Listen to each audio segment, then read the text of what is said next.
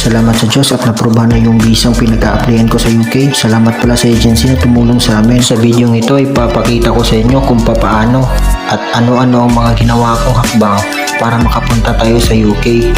By the way guys, isa akong butcher. Nagtatrabaho ko sa DM Meat Shop sa Toril Public Market at saka salamat din sa tulong ng Meliora Learning Hub para makamit ko yung pangarap ko makapagtrabaho sa abroad. By the way guys, I am 23 years old at ito yung unang country pupuntahan ko. Medyo kabado pero kailangan nating tatagan nating loob para sa ating pangarap sa buhay. Nagmula pala ako sa Toril, Davao City.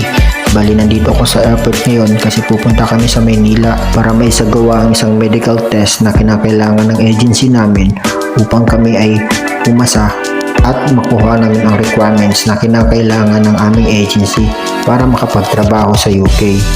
Alauna na pala to na madaling araw.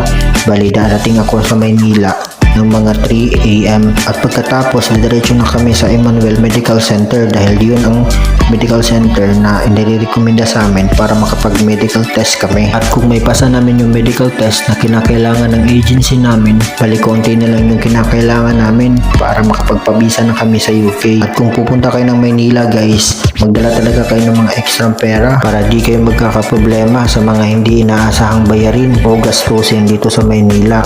Bali guys, andito pala kami sa Physician Diagnostic Service Center Incorporated. Dito pala to sa Physician Tower 533 United Nations Avenue, Ermita, Manila.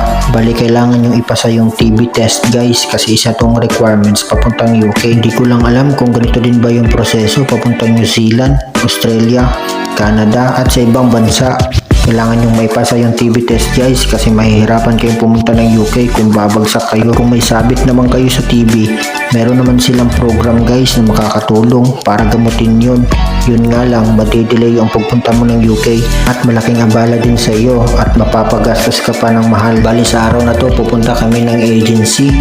Bali doon na lang kami magkikita-kita ng mga kabaro ko dahil nagmula kami sa iba't ibang lugar dito sa Pilipinas. Nakapagsunduan namin na doon na lang kami magkikita-kita sa mismong building ng aming agency. Bali guys, dito nasa elevator na kami at papunta kami ng 4th floor kasi nandoon kasi yung agency namin. Located pala to sa Doña Felisa, Sihoko Building, Remedios Street, Taft Avenue, Malati, Manila. Bali guys, rush hiring pala sila ngayon. Nangailangan sila ng butcher, edad na 21 to 25 years old. So mag-apply lang kayo sa agency namin. By the way guys, ang agency pala namin ay FMW. Kung gusto nyo mag-apply, pumunta lang kayo sa Facebook page nila. Marami silang job hiring ngayon guys, papuntang UK. Kung isa ka namang butcher na katulad ko, pwede kang mag-apply sa Gmail na to, wilfredo@fmwhumanresources.com. Bali guys, nandito kami para sa isang contract signing.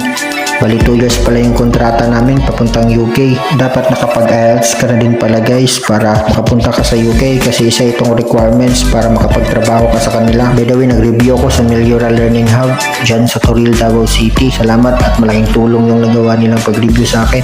Bali dito pala sa BPS Global guys, pinapaprubahan na yung papel namin para makapagpabisa na kami. Pagkatapos nyo dito ay magbabiometrics kayo para meron na kayong record sa agency at sa kumpanya nyo. Pagkatapos naman guys ay bibigyan nila kayo ng SIM para magamit nyo papuntang UK. So, ito yung gagamitin natin para makapag-internet, tawag at text dito sa Pilipinas. Bali guys, pauwi na pala kami nito. At kinabukasan, mag-PPDOS na kami or pre-departure orientation seminar. Bali ito yung mga kuha namin guys. Tamang tripping lang sa maganda namin kasama nag-PDOS. Shoutout pala sa mga kabaro ko kasi waiting for flight na lang kami.